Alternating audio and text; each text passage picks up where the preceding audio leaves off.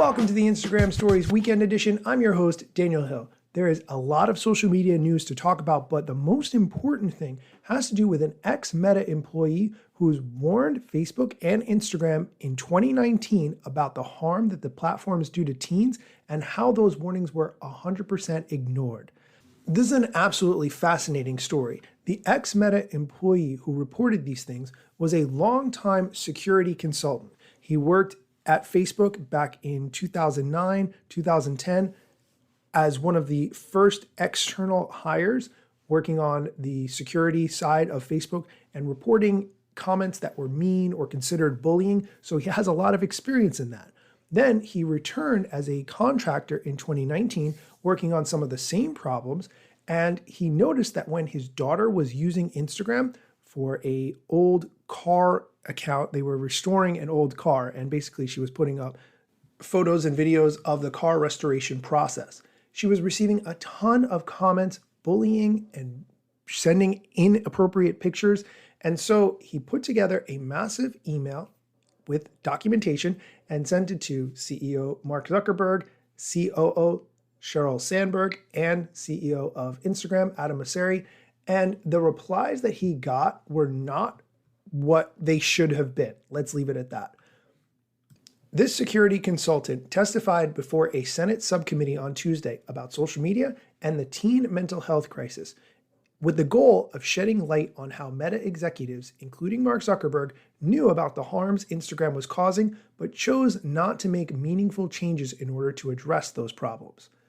This security researcher believes that Meta needs to change how it polices its platforms with a focus on addressing harassment, unwanted sexual advances, and other bad experiences, even if these problems don't clearly violate existing policies. I will link to an article in the show notes so you can read more about this.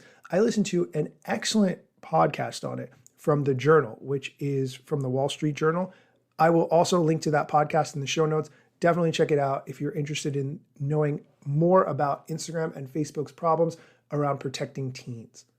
We are going to take a quick break. When we come back, we're going to talk about some changes to Instagram and Threads. So stick around. At Intel, world-changing ideas start with real solutions. And real solutions start with exceptional engineering.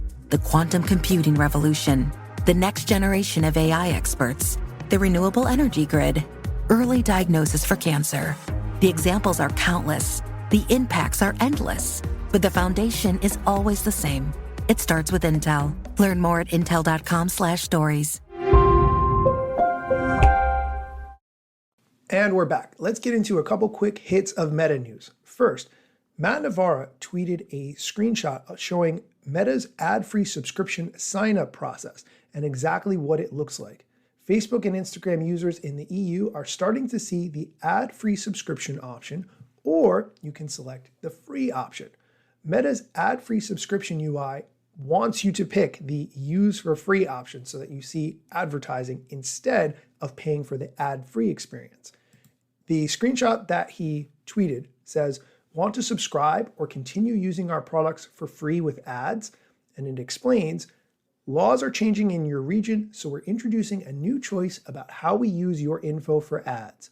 You can have the option to subscribe to use without ads, which would be €9.99 a month, or the option use for free with ads. Discover products and brands through personalized ads while using your Facebook and Instagram accounts for free. Your info will be used for ads."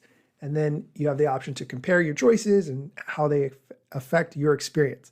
The use for free button is highlighted in blue, and the subscribe button is a little less eye-catching. So it's clear that Meta wants you to pick the use for free option because they make more money from you. And staying with the EU news, the reverse engineering hacker that we talk about a lot on this show, Alessandro Paluzzi, tweeted a screenshot of Threads, which says in the top, Threads EU launch. And he is highlighting that clearly Threads is preparing for launch in the EU. Recently, the head of Instagram, Adam Mosseri, had explained that Threads would not be available to European users anytime soon, but that was back in the August-September timeframe. So it's been a couple of months now. Would not be surprised if Threads does launch in Europe in the very near future, especially because of this screenshot that Alessandro Paluzzi uncovered. I will link to it in the screenshot in the show notes so you can check it out for yourself. That is going to do it for today's episode. As always, thank you so much for listening. If you appreciate this content, do me a favor, go on Apple Music, leave a review of this show. You can get to it directly through the show notes or just search the Instagram stories in Apple Music. You can find the show. If you could leave me a review, it would really help. And other people would be able to find the show because of your review. Have a great weekend. Go create some content and go just have fun.